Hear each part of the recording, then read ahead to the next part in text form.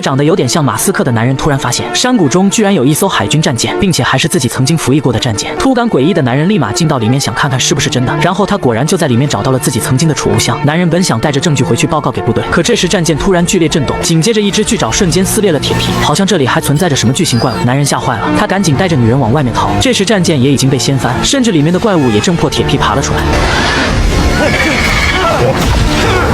It is a dragon.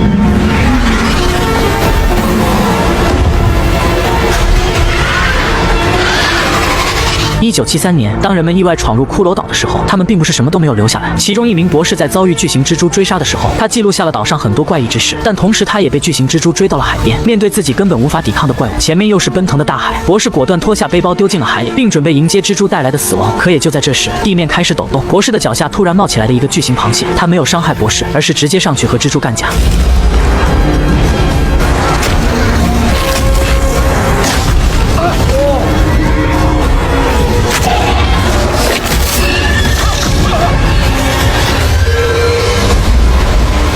博士虽然活了下来，但他想离开这里也已经不可能了。随后时间来到了1959年，这名长得有点像马斯克的科学家正带着一名上尉和另一名科学家出发。他们根据仪表上的辐射值一路来到了一处被封锁起来的森林，因为他们发现这里被封其实是个谎言。公告上说这里是因为核试验泄露才封锁的，可实际上这里的辐射值却小得可以忽略不计，而且通过这里庞大的实验工厂来看，这里肯定藏着惊天大秘密。于是他们没有犹豫就直接进到了里面，然后他们越进到里面就发现辐射值就越小，就好像辐射是被什么东西吃掉了一样。为了探明真相，他们又在工厂各个角落都安装了炸弹。Fire in the hole. 随着爆炸结束，他们就发现地下的基岩深处居然是个空腔，也就是说地下很可能存在的另外一个世界。长得像马斯克的威廉正为他们找对了地方而高兴，可没想到下一秒地面竟然迅速出现裂缝，并且还伴随着剧烈震动。This is it. 为了知道更多，他们又进到了实验楼里面，然后一进来他们就惊讶地发现楼里的地下居然有大量密密麻麻发光的蛋。科学家惠子认为这些东西可能是某些陆地飞行物的蛋，它们正在这里孵化。这栋实验楼就是他们的孵化室，外面的辐射很有可能也是他们吸走的。 And if it's a nursery, Mom can't be far away, right? 威廉觉得这是个巨大的发现，他们应该取样回去研究。于是他们就开始布置绳子，然后惠子就打算下去，因为他的体重最轻，如果有危险，威廉也能快速拉他上来。不过为了以防万一，上尉也决定和他一起下去保护他。而随着他们来到这些蛋旁边时，地面也跟着在裂开，这些蛋里面的生物也明显还活着。可就当惠子打算取样的时候，地面的裂缝开始加剧，紧接着这些蛋就开始破壳了，大量不明生物瞬间就从里面钻了出来。惠子他们见状也顾不上那么多，只能逃跑。但在怪物面前，他们真的能如愿吗？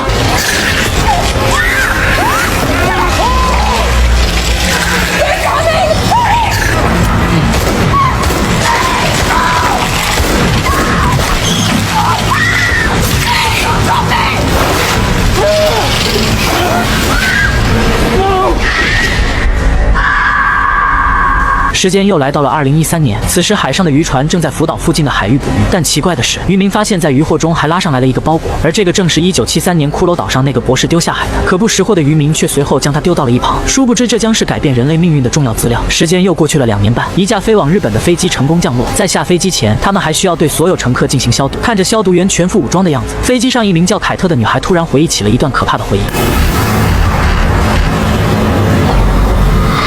下飞机后，凯特按照地址来到了一处社区，因为凯特的父亲去世了，他这次回来是继承父亲留下的财产的。可当他打开房门时，却发现这里已经有人摆上了父亲的吊唁像，甚至他还发现房子里面还有别的女人和男人。 Where did you get those? I found them in my father's desk. I don't know who your father is, but this is our apartment. This is my father. 提起父亲后，他们终于安静下来交谈，然后凯特就知道了，面前的女人竟然是父亲的另一个老婆，而男人则是他素未谋面的弟弟，但他们却全都不知道彼此的存在。弟弟健太郎觉得不管凯特是不是自己的姐姐，他都不想让她来打搅自己的生活，因为自己也接受不了父亲竟还有老婆。凯特无奈也只能留下钥匙离开了这里。然而也就在他出来到路上时，突然防空警报响起，路上的行人顿时惊慌失措地跑了起来。这时凯特的弟弟也跑过来告诉他赶紧跑，因为怪兽要来了。然后凯特就跟着他们进到了一处哥斯拉避难区。进到这里的凯特突然也开始慌乱了起来，毕竟哥斯拉给他留下的恐惧实在太大。那年凯特正带着学生出行，但却在路上的时候遭遇了哥斯拉，他们的车辆又正好处于危险区。凯特见状正想带着学生跑出车辆，可没想到才跑下来几个人，哥斯拉就突然暴走了。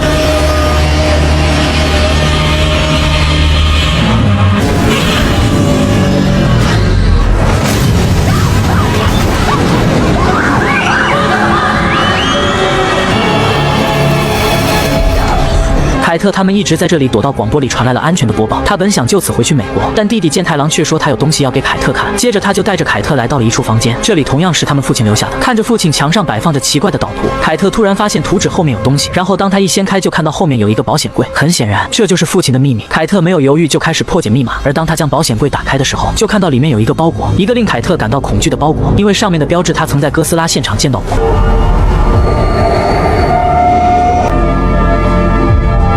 看着眼前的不知名物品，凯特对健太郎说，只要他帮自己查清这些是什么东西，那么他就保证以后永不打搅他们母子的生活。为此，健太郎就带着凯特找到另一名叫小梅的女孩，因为这个女孩是一名电脑高手，同时还是健太郎的前女友，所以在费了一番口舌之后，小梅答应了帮助他们。小梅说这些是60、70年代的胶片，因为是用了特殊的保存方法，所以才保存得非常好，再加上年代久远，上面设置的保密系统也很容易破解。而当小梅破解密码后，映入他们眼帘的则是帝王计划的4个大字。甚至令他们没想到的是，他们电脑上实时呈现的一切也同样出现在了另一台电脑上，他们好像是这一切的幕后组织。他们顺着网络立马就定位了凯特他们的位置，并且为首的男人还立马打了一个电话。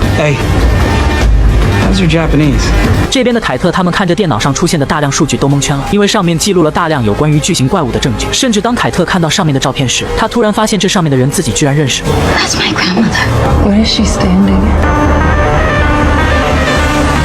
为了知道更多，健太郎赶紧继续回去那间房子翻找，然后他就发现了一个被锁起来的柜子，并且巧合的是，凯特带过来的钥匙又正好能打开。而当他打开柜子后，健太郎就看到了里面有一份档案，档案上记录的正是那名上尉，甚至在档案里还有一个录像带，上面写着1952年菲律宾。健太郎见状赶紧带过去给小梅破解，紧接着他们就了解到了一切的起源。1952年，上尉受上级指令前往菲律宾保护一名叫惠子的科学家，他是专门研究未知生物的科学家，但具体为什么要保护他，上尉也不知道。他们一路来到了一处原始森林，这里是惠子的目的地。他本想在这里摆好装置测试数值，可这时候丛林深处突然传来了一阵诡异的骚动。惠子本想让上尉过来看看是怎么回事，但这时上尉也莫名消失了。惠子一下子就慌了，难道是有什么怪物吗？可动静逐渐靠近了惠子，才发现里面钻出来的竟然是个长得像马斯克的男人。男人见到惠子本想打招呼，但这时上尉又突然出现控制了他。男人赶忙解释说自己叫威廉，是一名隐栖动物学家，路过这里纯属巧合。 You're a cryptozoologist, what? Studies animals that don't exist. 这也就是说，威廉和惠子的研究方向几乎一致，因为这层关系，两人的戒备也放下了许多。经过交谈后，惠子也了解到，威廉是根据一条离子辐射带找到这里的。他认为这座森林中很有可能存在龙，但上尉却认为他是在吹牛皮，本想赶走他。然而惠子却不愿意，他觉得威廉能帮助自己，于是便将上尉赶走了。然后两人继续向着丛林深处出发，在路上两人也交换了各自的发现。接着他们就惊讶地发现，威廉研究的天空诡异光线的走向图，竟然和惠子研究的辐射读数轨迹一模一样，甚至他们还能完全重合到一起。那么这也就说明他们找对地方了。见状，他们赶紧循着路线继续寻找，然后他们就找到了山谷中的那艘战舰。而这时准备回军营的上尉也突然发现，天空中竟诡异地出现了彩色光带。见状，他立马意识到威廉说的可能是真的。想通后，他就立马驱车赶了回去。接下来就发生了开头的那一幕。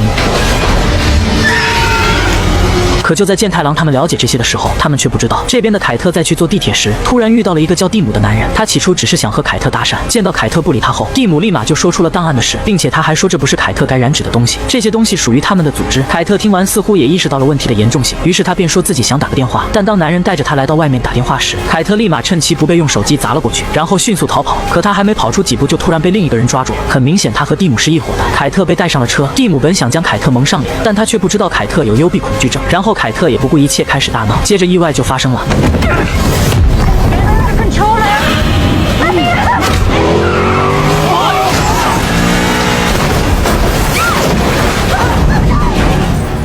凯特踉踉跄跄从车里爬出来，并趁着蒂姆他们缓过来前离开了现场。但在这里，凯特没有任何朋友，再加上他不是本国人，所以就连当地警察都不愿意帮助他。无奈凯特只好去找小梅帮忙。然而当他来到这里后，却发现蒂姆他们已经赶在他之前来到了这里。凯特见状本想逃离，可这时他突然被人抓住了。不过幸运的是，这个人是小梅，她带着凯特悄悄逃了出去。而另一边的健太郎在回家后本想问母亲关于上尉的事，但这时他突然收到小梅的短信，还没等健太郎回复，他家的门铃就响了。当健太郎打开门时，他就看到了蒂姆两人，不过他并不认识他们。而蒂姆又谎称自己是特工，强行闯了进来，并直接说起了档案的事。看到两人来势汹汹，健太郎的母亲也知道来者不善，于是他就让健太郎赶紧将东西还给人家，并同时暗示他快跑。而当健太郎回房间拿东西后，母亲就用各种借口将蒂姆他们拦在外面。当蒂姆发现事情不妙的时候，健太郎早已逃之夭夭。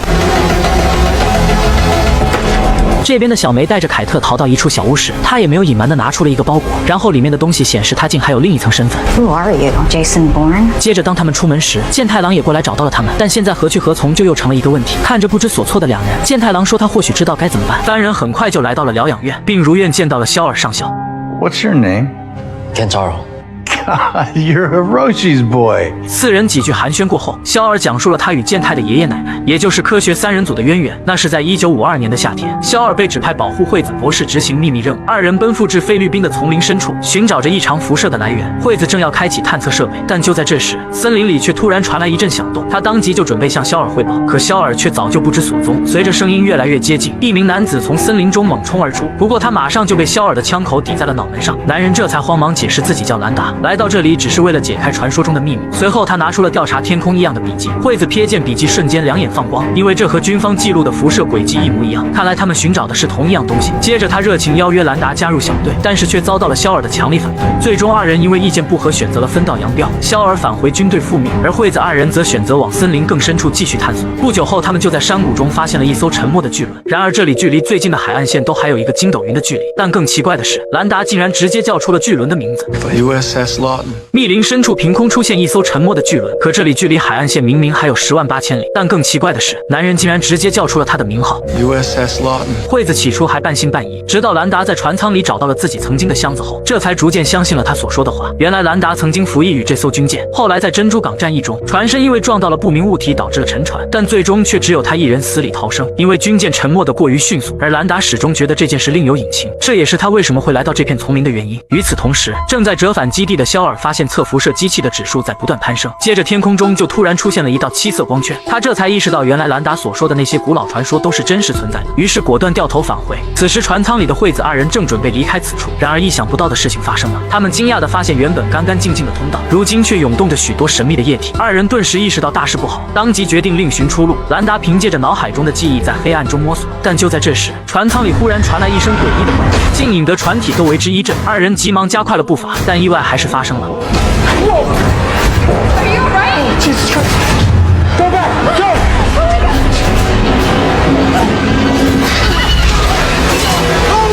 突然冲出的巨爪一阵猛扑，但好在铁板护住了兰达，让他无功而返。惠子见巨爪离去，立即上前营救兰达，可最后一块铁板实在太重，二人拼尽全力也没能抬起分毫。千钧一发之际，肖尔及时赶到，但他没想到的是，竟与死神擦肩而过。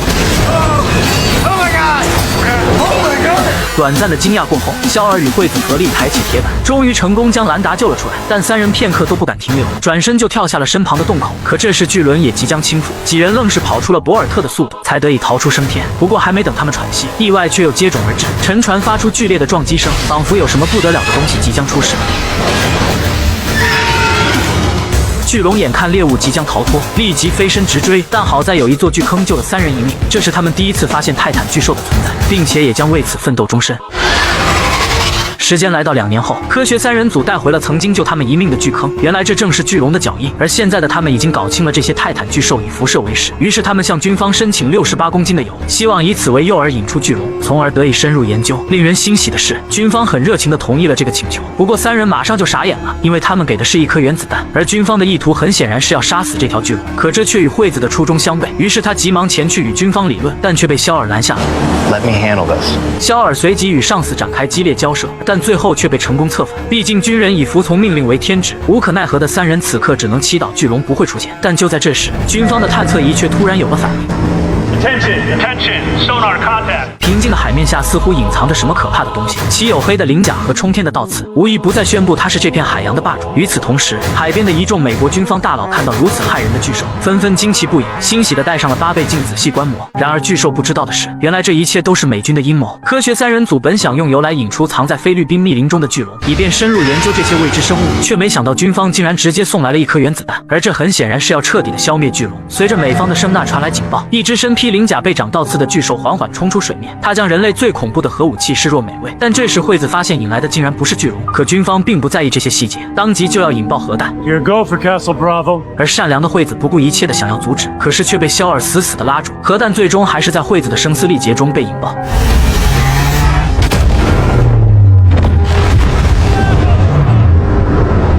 Magnificent. 惠子无法接受，竟然是自己亲手缔造了这场悲剧。一滴滴小珍珠从她的眼角滑落，但惠子不知道的是，这就是后来被称为怪兽之王的哥总哥斯拉，而让全人类闻风丧胆的核弹，非但不能杀死他，反倒是他最中意的补品，战力也更是因此又上了一个台阶，为2014年大战木托双圣打下了殷实的基础。时间回到2015年的东京，老年肖尔在得知惠子的儿子大志失踪后，竟主动要求成立一个搜治小队，而这也引起了小梅的猜疑。 What's your dog in the hunt? Hiroshi Rand is more like a son to me than a nephew. This is crazy. Crazier than finding secret files in your dad's secret safe. Crazier than a secret brother, secret family. 尽管众人之间互有猜忌，但好在短期目标都是一致的，于是这个临时的草台班子也就此成立。不过这里被帝王组织28小时密切监控，想要逃离也绝非易事。几人仓皇间冲上了健太开过来的汽车，可坐在驾驶位的肖尔一时间竟然不知道如何点火。 Okay, where's the key go? Oh my god. When was the last time you drove? Hey, if it floats, flies, or runs on four wheels, Okay, foot on the pedal, press the button. Button? Yes. 经过一番波折后，车子终于是跑了起来。但此时道路尽头的保险杠已然悄悄升起，肖尔只能改变计划，一路倒车返回了原地。接着就是一个漂移过人，他竟然直接冲进了养老院的内部。不过肖尔毕竟是养老院本地人，他找到了一条最佳的逃离路线。最终4人以损坏了一个后视镜的代价，成功逃离了帝王组织的养老院。而搜治小队为了避开帝王组织的盘查，只好利用特殊关系坐轮渡来到了韩国。不过却在下船时遭到了海关的扣押，但好在有惊无险。原来这一切都是计划好的。有一名海关人员是肖尔的好友斗浩，而斗浩更是带着自己珍藏多年的玩具飞机加入了搜治小队。随后5人即刻启程飞往阿拉斯加，因为小梅在兰达博士的资料里发现了几处标记地点，而肖尔又根据大致乘坐航班的飞行方向，确认了他去的地方就在阿拉斯加的某处。但旅途中也并不顺利，在他们即将到达目标地点时，飞机突然响起警报，接着所有的仪器都开始失灵。看来这就是大致一直在寻找的东西。肖尔见状立即换下了斗浩，此时一旁的凯特正准备离开，却被肖尔拦住，还让他找出斗浩收藏多年的老白单，并指引凯特放在驾驶台，因为当电子设备失灵后，只能用最古老的办法来确定自己的飞行姿态。肖尔驾驶着古董战斗机在云层里风驰电掣，很快就见到了曙光，但危机也接踵而来。由于速度过快而雪山又近在眼前，所以降落又成了一大难题。不过单身90多年的肖尔很快就找到了一处可以破绽。在经过一阵惊心动魄的颠簸后，飞机终于平安落地，而凯特此时也露出了久违的笑容，为这劫后的余生大声喝彩。短暂的喜悦过后，几人在降落地点的附近发现了一堆飞机残骸，健太顿时心急如焚，立即冲进机舱检查失事人员。不过幸运的是，遇难者并不是他们的父亲。 It's not him. 尽管父亲劈腿的罪行不可饶恕，但凯特听到这个消息还是忍不住松了一口气。接着，斗浩又在附近发现了一个帐篷，几人怀抱希望再次上前查看。他们发现里面的生活物资竟然一应俱全，看来这里有人生活过。而桌子上的地图赫然就写有大志的笔记，边上还有他标志性的铅笔屑。看来父亲大志并没有死。而此时的凯特再也控制不住自己的情绪，与健太紧紧相拥，哭成了泪人。男人在雪地里发现了一块飞机残骸，可残存的计流绳却表明飞机是安全降落的，可它又为何会变成一堆碎片呢？斗浩带着疑惑上前查看。 结果发现了一件恐怖的事情。Where you going now? 他发现飞机的侧面竟然有4道触目惊心的爪痕，而这分明就是遭遇了某种恐怖生物的袭击。吓尿的斗浩立即呼喊众人撤离，自己则先行一步去驾驶飞机。可他才刚拔出计流绳，就发现前方的雪地出现了异样。 但斗浩也来不及多想，只能迅速打开各种按钮准备起飞，但显然为时已晚。一只身披鳞甲的大藏獒猛地冲出雪地，吓得小队4人惊慌失措。可斗浩竟准备与雪兽较量一番，但却是对方一边倒的胜利。接着雪兽吐出一股极寒的口气，飞机只一瞬间就被冻成了冰雕，而斗浩最终也没能幸免，马上就被冻成了句号。但雪兽好像觉得还不过瘾，愣是一爪子拍碎了飞机，才就此作罢。 失去了句号的掩护后，暴虐的雪兽将目光锁定在了残存的4人身上，可健太却丝毫不惧，反而盯着身旁的火枪有了一个大胆的想法。他一个飞扑捡起火枪，随后对准巨兽就扣动了扳机。可能和斯内克师出同门吧，竟然贴脸空大，而巨兽可能也没见过世面，竟然被子弹吸引了注意力。健太果断抓住这逃生的机会，迅速起身追赶大部队。而贪玩的雪兽这才反应过来猎物已经逃跑，于是立即动身追赶。随后搜治小队寻到了一处雪碉堡藏身，可几人才刚刚躲好，雪兽就紧随其后。这时所有人都屏住了呼吸，不敢发出一丁点声音。而碉堡外的雪兽丢掉了晚餐，瞬间气得疯狂跳脚，可这竟无意震碎了小梅脚下的冰层，猝不及防的她直接跌进了冰水里。众人见状急忙将她拉起，但刺骨的寒意却让小梅痛不欲生。可是又怕惊动了雪兽，她只能用手死死地捂住嘴巴。直到雪兽离去后，小梅才忍不住哀嚎了几声，不过立刻就被肖尔捂住了嘴巴。直至肖尔勘察确认安全无虞后，一行人才敢离开雪碉堡，重新寻找出路。夕阳下的阿拉斯加宛如人间仙境。皑皑的雪山紧紧相连，大自然的波澜壮阔尽收眼底，仿似一幅优美的画卷。可此时的四人并没有心情欣赏眼前的美景，而是为接下来的打算发生了激烈的争执。健太表示他在飞机上看到一个球形建筑离这里不远，他认为或许可以在那里找到出路。但这时凯特却发现山谷里有一束耀眼的光柱，他认为那里才是最好的去处。最终双方达成一个约定后分道扬镳，健太独自去寻找所谓的球形建筑，而剩下三人则前往光柱的所在地。时间很快就来到了晚上，可凯特三人舟车劳顿一下午的结果，竟然是回到了原地。How did this happen? 肖尔推测是因为雪兽改变了周围的磁场，才导致他们的判断出现了错误。而此时的小梅因为受不了严寒，已经蜷缩在了地上。二人当即将小梅带回了帐篷，并点燃了火堆为她取暖。但就在这时，冰雪巨兽却再次袭来。凯特二人急忙扶起小梅逃离，可奇怪的是，巨兽的目标好像并不是他们，而是冲着熊熊燃烧的火堆贪婪的吮吸起来。I can't run from that baby. You may not have to. 接着，肖尔找到残留的航空燃料，倒在了好友句号的遗体上，准备在给他火化的同时一并解决掉雪兽。原来，肖尔发现他一直在追逐热源，雪兽主动攻击飞机是因为尾部燃烧所散发的热量，而他被信号弹吸引也亦是如此。但就在这时，雪兽却突然袭来，破坏了肖尔的所有准备，接着便向凯特二人冲了过去。二人立即撒丫子狂奔。危机时刻，天空中竟飞来一架直升机，凯特急忙挥手求救，但却没有注意到小梅已经摔倒了。可更糟糕的是，雪兽也追到了跟前。无奈之下，小梅只好顺手举起电脑包负隅顽抗，但是在雪兽的口气面前，显然是微不足道的，眼看就要支撑不住。这时后方的肖尔重新整理好了燃烧材料，并立即将其点燃。他被爆炸的冲击波击飞了2米半，但同时也吸引了雪兽的注意，而凯特则趁机救下了小梅。二人立刻向直升飞机跑去。另一边的肖尔也趁着雪兽想用火焰的间隙迅速逃离。雪兽见状瞬间暴怒，立即钻地跟进，毕竟同一个猎物丢掉2次，以后还怎么在兽圈混呢？与此同时，直升飞机也很懂事地打开了肛门，而迎接他们的正是先前与三人分道扬镳的健太。原来四人临别前曾达成一个共识，无论谁先找到救援都会回来营救对方。而现在的一切也证明了健太的发现是真的，原来那是帝王组织的一个前哨站。健太使用无线电成功找到了救援，这才能及时赶到，救下三人于虎口之中。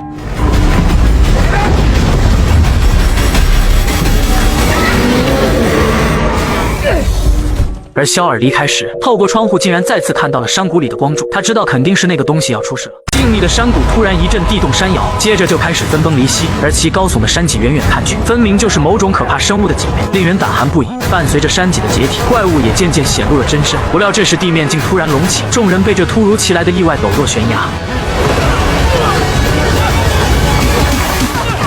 然而危机并没有结束，浓雾中一辆50红光向众人滚滚来，但好在健太及时做出应对，飞身救下了小梅。随着50红光的落地，残败的山谷也渐渐归于平静。这时凯特急忙起身去救援队伍，可是却再次听见了那个噩梦般的声音。他缓缓地转过头，待尘埃散尽后，沉睡的戈总哥斯拉就赫然显露在他的面前。一时间，凯特和戈总竟开始互相打量起来，但最终还是害羞的戈总率先打破了尴尬，他慵懒地直起了身子，接着又抖进了身上的凡尘，随后发出一声震天的怒吼，似乎也在宣泄着对早发的不满。可能是怕迟到被扣工资吧，睡醒的戈总并没有搭理几人，直接转身离去。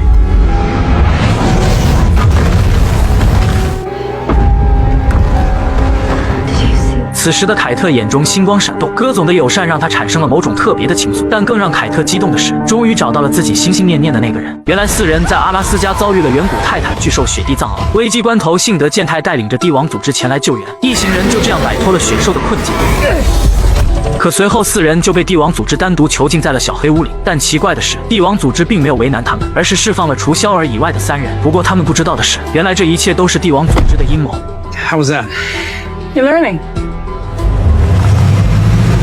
而更糟糕的是，他们的队伍里竟然滋生了叛徒。随后3人经过一番商讨，决定飞往美国继续追寻父亲大志的踪迹，因为现在只剩下父亲在旧金山的办公室还没有搜查过。接着几人很快就到达了旧金山，而机场里关于地下碉堡的广告，以及凯特刚去日本时乘坐的出租车司机的一番话 Mossa Prep, big business now. 一同暗示了2021年哥斯拉大战金刚中的 Apex 公司，以此为主营业务成为了行业顶尖。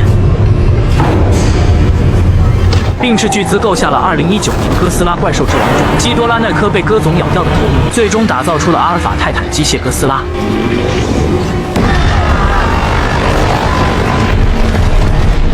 3人正在机场等候凯特的母亲，但却没想到来了一个凯特不愿面对的人。Kate? Hey, Welcome home. What are you doing here, James? I told Mom we'd be fine. 其实凯特的母亲早就发现了丈夫大致出轨的端倪，所以才会让凯特去日本处理他的身后事，而自己其实早就已经在美国找好了下家，也就是过来接机的长发男。昔日璀璨如星的旧金山，在2014年戈总与穆托的大战中变得残败不堪，曾经最繁华的都市圈，如今却变成了禁区，非工作人员被禁止入内，而父亲大致的办公室却也正好在包围区之内。不过好在凯特的母亲和准继父是灾区应急员，二人利用职务之便成功帮凯特三人混了进去，但位于灾区更深处的办公室就只能靠他们自己去探索。然而这一路上也是危机重重，三人被禁区搜查队发现，不过他们利用战后错综复杂的地形，成功化解了危机。随后几人终于来到了父亲大致的办公室，健太瞥了一眼墙上的地图后，脑海中闪现出了凯特在日本办公室的情景，于是他1比1复刻了凯特的行为。但遗憾的是，这次的墙上并没有保险箱。不过凯特并没有放弃希望，他发现地图上的波纹线另有玄机，这或许和兰达博士的资料有某种联系。而就在这时，健太看着照射进来的阳光，心里竟突然有了答案。他拿起一张白纸，比对着资料里的地点做上标记，接着指引凯特二人将地图的位置复原，而自己则在纸张的标记处戳上小洞，最后再将纸张对准照射进来的光线。随后三人惊奇地发现光点竟然正好对上波纹线。San Francisco, Alaska, Africa.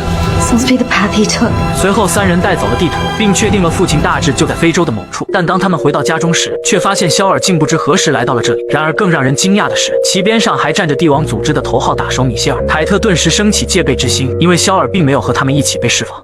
You went decades between escape attempts. Why start raising hell again now? The world is on fire. I decided to do something about it. 原来肖尔一直都知道兰达博士的资料里有一个惊人的秘密，这很有可能比2014年的哥斯拉事件还要严重100倍。而帝王组织所检测到的辐射值也证实了这一点，因为这比当初发现哥斯拉时要高得多。Smartest people on the planet have had 60 years to prepare for G-Day. Let them fight. That's the best they could come up with.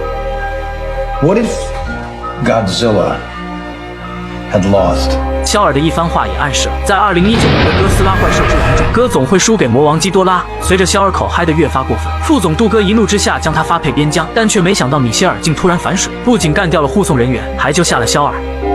What about you, mademoiselle? 原来他的妹妹桑吉拉，也就是2014年哥斯拉中的桑吉拉，在菲律宾的哥斯拉事件中不幸遇难，而这也是米歇尔加入帝王组织的原因，就是要阻止此类事情的再次发生。但帝王组织一直庸庸碌碌，让他太过失望。而肖尔的敢作敢为，让米歇尔的心中顿时燃起了一团火，当即决定拥他为新主，共同守卫这个残破不堪的世界。接着他又通过一个神秘的电话打探到了凯特三人的位置，随后和肖尔一起来到了凯特的家中。因为肖尔认为大致一直在想办法阻止这场浩劫，所以他们的当务之急仍是要找到大致的下落，而这也和找爸爸三人组的目的相同。就这样，5人再次组建了搜治小队，出发前往非洲撒哈拉沙漠中的某处。而令人欣喜的是，这次他们终于找到了父亲大致。可大致见到自己的儿女，非但不开心，反而一个劲的挥手示意他们离开，接着就迅速拔掉各种线头，匆忙离开了现场。肖尔一开始也十分困惑，但当他看到车上的球状物体后，瞬间就明白了原因。可是却为时已晚，起床的戈总将这方天地搅得天翻地覆，几人运气直拉满，才得以死里逃生。而球状物体则是伽马放射器，早在1955年时，肖尔就见过它的原型机，并且证明了这项科研成果的可行性。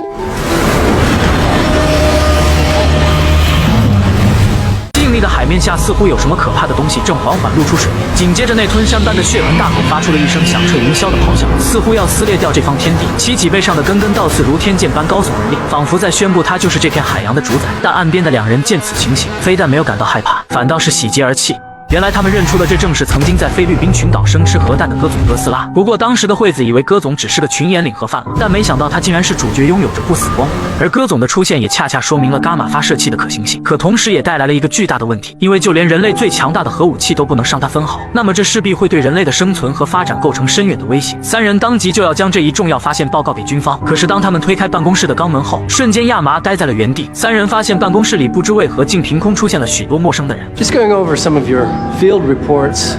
Some wild stuff in here. 而这一切的罪魁祸首都是因为不久前的一场舞会。当时的帝王组织才刚刚成立，年轻的肖尔被任命为最高指挥官。他在舞会上与惠子擦出了爱的火花。正当2人准备上楼大展拳脚之时，却被一封加急密信破坏了肖尔的好事。原来是日本的前哨站检测到了非比寻常的辐射信号，而这极有可能是某种泰坦巨兽出现了。惠子听到消息激动不已，当即就要和兰达奔赴现场。可这却给肖尔带来了一个棘手的问题，因为他要参加一个帝王组织的重要会议，而这很可能关乎到全世界的未来。但是自己己才刚准备要私定终身的恋人却即将奔赴火海，而自己却分身乏术，这让他纠结不已。然而最终肖尔还是做出了一个让自己后悔终身的决定。不久后，惠子和兰达来到了日本，他们见到了铃木博士和一个奇怪的金属球。铃木解释这是伽马发射器，可以模拟泰坦巨兽发出的信号与其通讯，而这也就是哥斯拉怪兽之王中声纳奥卡的原型。女主艾玛用声纳成功吸引了3头魔王基多拉的注意，帮助哥总成功干掉基多拉，登基了怪兽之王的宝座。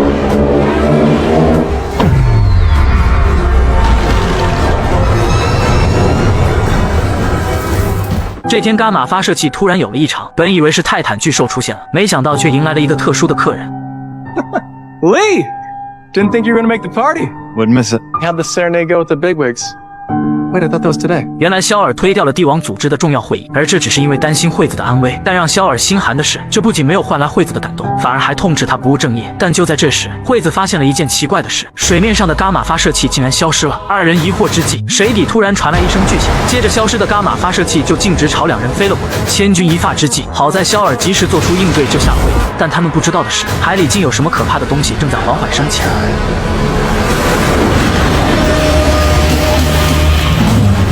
不过他们很快就认出了这是生吃核弹的哥斯拉，于是立即回去报告军方，但是却发现一切都变了。原来是肖尔的为爱千里走单行，引起了军方高层的震怒，直接撤掉了他最高指挥官的位置。而作为这场风暴起因的惠子，却并没有选择理解肖尔。2人的关系也因此产生了一道难以愈合的裂痕。然而最糟糕的却是，帝王组织的初心也伴随着肖尔的撤职，从此和创建他的3人组背道而驰，因为他们一直主张研究出和平共处的方法，而新帅则是主张斩尽杀绝。这也就是为什么老年肖尔会怒斥帝王组织副总杜哥的原因。Monarch is wrong. 时间回到2015年，帝王组织假装放走了凯特3人，并一直在秘密关注他们的动向。蒂姆发现凯特3人去过大致在旧金山的办公室后，立即和副总杜哥奔赴现场。他一眼就注意到了墙上缺失的地图，瞬间确定了凯特所追寻的东西和地图有关。随后副总立即调查了地图上的资料，发现他们很可能是去了非洲。于是蒂姆立即动身前往，但没想到竟然意外遭遇了哥斯拉，最终惨遭起床的哥总误杀。而这一幕也被刚刚逃离险境的搜治小队亲眼目睹。肖尔立即前去检查伤员，但是却失望而返。Did you find anyone? No one survived the crash, and we're running out of time.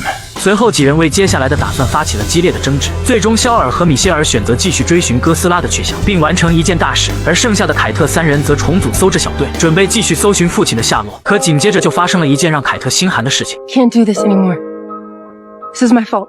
What do you mean? Seriously. No, I sold you out. 小梅坦白了自己曾向米歇尔汇报了3人的美国之行，因为他代表帝王组织开出了一个无法拒绝的条件。 Lyra Mateo of Tacoma, Washington. It's not crazy to think we could help each other. 原来小梅并不只是一名天才黑客，显然她还有着另一重身份。同时，这也就是为什么肖尔能够轻松找到凯特3人的原因。小梅本以为能得到凯特的原谅，但是正在经历家人背叛的她，显然无法接受自己又一次被背叛的事实，气得瞬间暴走。与此同时，风沙弥漫的坠机地点突然一阵骚动，原来还有幸存者。黑夜笼罩的山谷里涌动着一束冲天的诡异彩光，然而男人见此情形，非但没有感到害怕，反而下令向深渊展开猛烈攻击。 3, 2, 1, mark. 不过第一炮并没有击中目标，但却意外引出了在此蛰伏的雪兽。暴怒的雪兽见状，迅速展开攻势，一跃而起，猛地扑向直升飞机，但随后就被爆炸彻底淹没。就在这时，突击小队的电脑突然一阵闪烁，看来是深渊下的存在即将有所行动。紧接着，那冲天的彩光就如同活过来一般，开始疯狂地舞动起来，无情地吞噬着周围的一切。肖尔见状，当即下令小队撤退。随后，一团白光闪过，这方天地终于重归平静。那耀眼的光柱也如鬼魅般消失不见，只留下了一个无法凝视的深渊。肖尔见状，也不禁为自己的战果喝彩。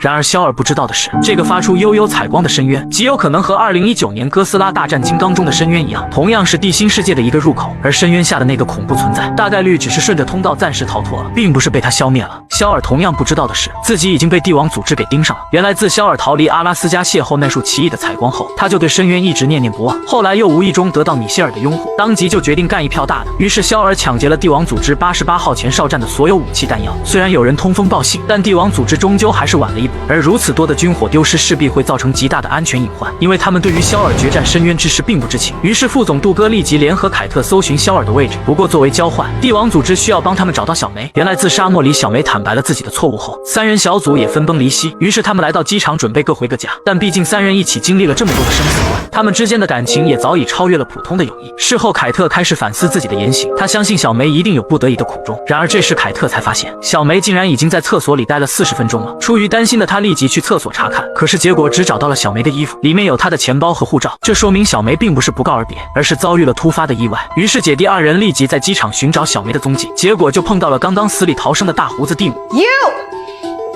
Where is she? What did you do with her? I have had a very weird day. So maybe you could just take it a little easy, okay?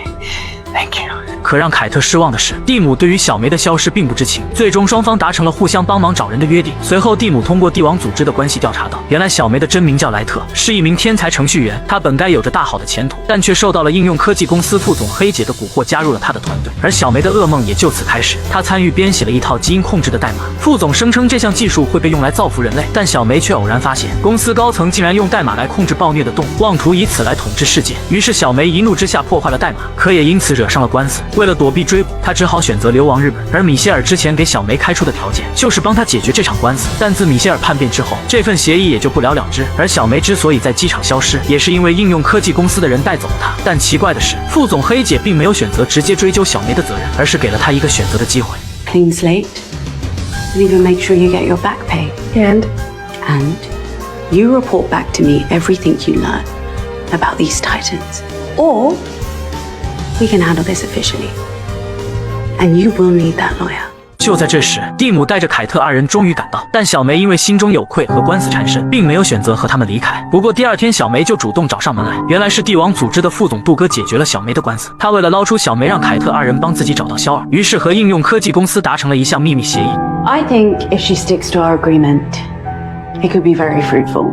而就在这时，应用科技公司的电脑屏幕里的公司图标也变成了 Apex。原来这就是哥斯拉大战金刚中制作出机械哥斯拉的 Apex 公司前身。而他们之所以能够通过人控制机械哥斯拉，就是因为小梅参与编写的那串代码以及帝王组织副总杜哥所给的资料。不过他们没有料到的是，死去的基多拉头颅竟然觉醒了自我意识，不仅杀死了控制机体的宿主，也摧毁了 Apex 公司 CEO 西蒙的野心。最终又酿成了一场大火，但好在哥总和靓仔金刚同时出手，再一次化解了这场危机。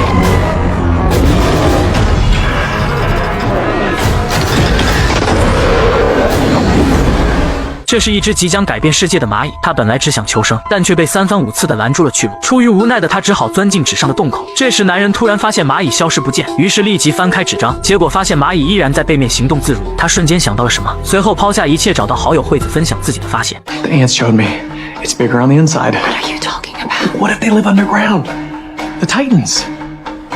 If that's how they move around the world without being seen. 这是人类第一次意识到，原来这些体型巨大的泰坦巨兽其实一直与我们共存于地球上，只不过它们栖息于地心深处，与人类的生存境遇并不交集，所以才鲜有人知。后来科学三人组又在废弃核电站发现了一个一望无际的深渊，兰达博士的推断也就此得到证实，原来这就是连接地心与地表的通道。随后科学三人组在探险之旅中突遇怪兽吞噬，惠子也因此不幸坠入深渊，至今生死未知。而这也是扎在肖尔心头永远的痛。如今老年肖尔重回旧时悲痛之地，是要弥补这过往之憾。不过没过多久，肖尔就发现凯特带着帝王组织寻了过来。原来自帝王组织和凯特三人合作之后，肖尔摧毁深渊的事情也被他们知晓，同时一个巨大的危机也就此衍生。因为自深渊被摧毁后，虽然当地的辐射值消失了，但世界其他地方的辐射值却有明显的上升。而当辐射量达到一定程度时，就会引发泰坦巨兽的出世，并且像这样的深渊，全世界还有很多个。如果肖尔的目的是摧毁全部的深渊，那么势必会酿成大火。几人顿时意识到大事不妙，于是立即查找资料，试图找出肖尔的下一个目标，以便及时阻止他铸成大错。就在这时，凯特突然眼前一亮，他在资料里发现奶奶惠子出意外的核电站里就存在着一个深渊，而肖尔和惠子又有过一段凄美的回忆。顿时几人一致认为这就是肖尔的下一个目标，于是立即动身前往。而结果也是不出他们所料，几人刚进核电站就发现了肖尔小队的车辆，看来一场争斗是无法避免的。于是他们做好警戒工作，继续往更深处摸索。这时突然一股奇异的声音从蒂姆的脚下传来，他被吓得不轻。小梅查看后发现原来只是动物的躯壳，而这正是当年害死惠子子的元凶。如今他们已经发生了重退，也就是说比以前更加强大了。但这并没有吓退凯特几人，因为这意味着奶奶惠子出事的地方离这里不远了，而肖尔也肯定就在前方。经过了一段漫长的探索，几人终于发现了那个一望无际的深渊。不过紧接着他们就在周围发现了 C4 炸弹。蒂姆瞬间就明白了肖尔的意图，于是立即示意拆弹专家行动。但就在这时，米歇尔带人突然杀了出来，双方争执不下间，肖尔终于出现，并点名要与凯特对话。随后肖尔告诉了凯特一个惊人的事实，原来哥斯拉并不只是一只普通的泰坦巨兽，而是秩序守护者，他的使命就是阻止巨兽走出地心世界。至于这些深渊，则是连接地表与地心的通道，而肖尔的目标就是炸毁所有的通道来守护地球。可他不知道的是，炸毁其中一个其他通道的辐射量就会激增。尽管凯特一再劝解，但肖尔依然固执己见，说罢间就激活了炸弹，随后和凯特离开了这里。与此同时，还在对峙的众人惊觉地面一阵晃动，当即选择撤离。慌乱中，小梅一个没仗义，眼看就要掉入深渊。这时赶来的凯特见状，急忙上前营救，可最终还是晚了一步。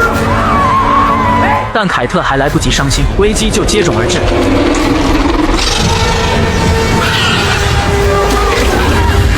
吓傻的凯特眼看就要成为怪物的典型，不过好在有一块落石就可以，但凯特也因此失去平衡往下滑落。这时一只强健的大手拉住了他，原来是肖尔及时赶到。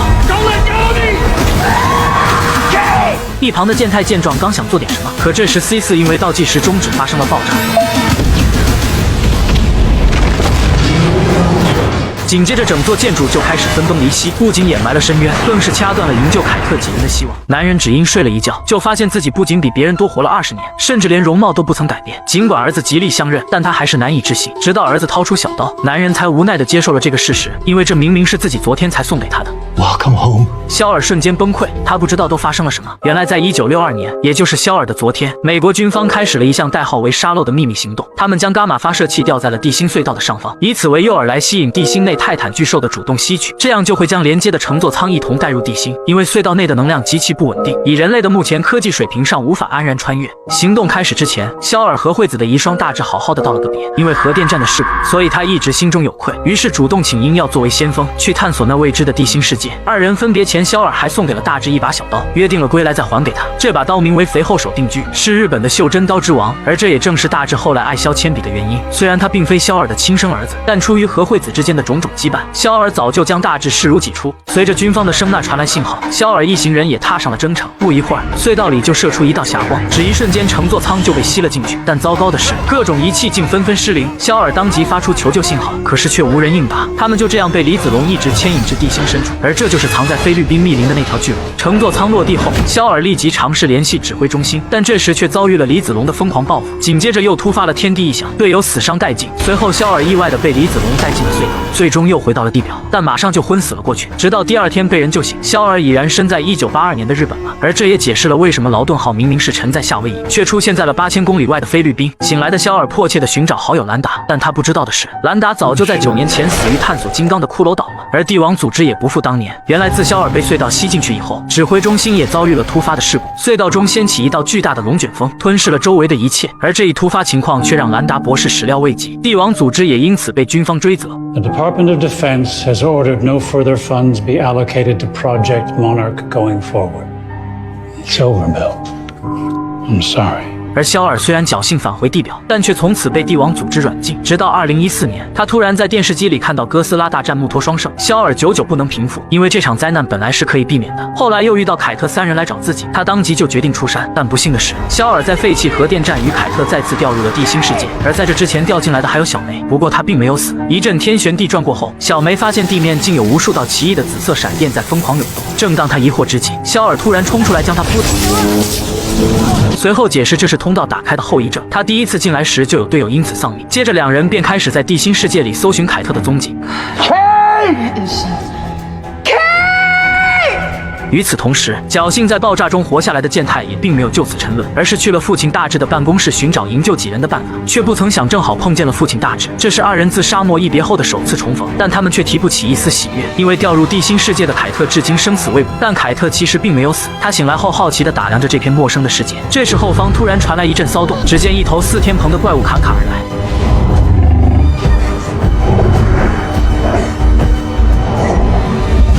这扑鼻的酸爽让凯特瞬间捂紧了口鼻。天蓬看到一脸嫌弃的凯特，也识趣的走开了，可又怕凯特传出去坏了他的名声，当即就准备不留后患。不料就在这时，竟突然射来一发冷箭，天蓬被吓得落荒而逃。而救下凯特的人，竟是1959年掉入核电站隧道的惠子。女人意外发现自己比别人多活了60年，但容貌却没有丝毫变化。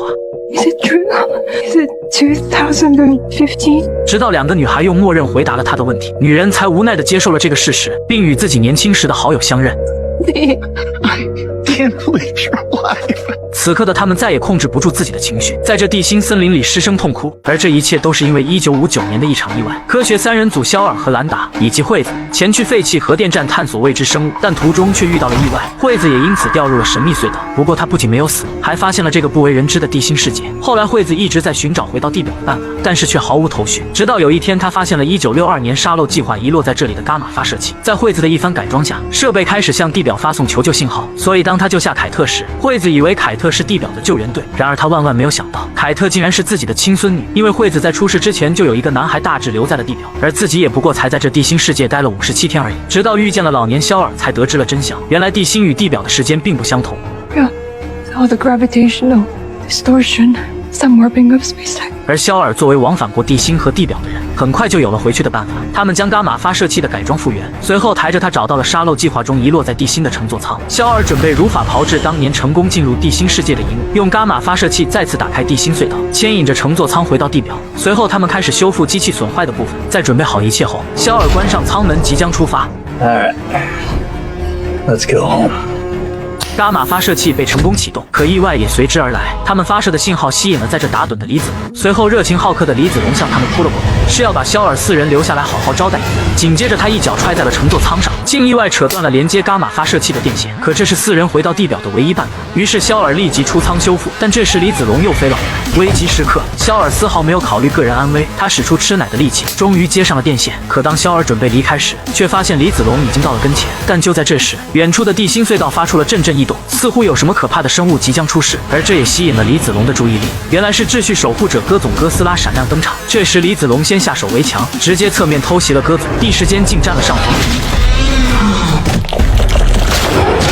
但马上他就被当成小鸡扔了出去。不过这并没有击退李子龙，他再次冲了过来，随后不仅吐出一团粘液糊住了戈总刀削面一般的脸蛋，还在头上猛踹了2大脚。但近身肉搏李子龙哪里是戈总的对手？只见戈总一把掐住了他的脖子，接着往李子龙嘴里喂了一记满满的原子核心，随后更是效仿自己在骷髅岛的小娇妻金刚，直接手撕了李子龙，最后顺手就扔进了地心隧道里。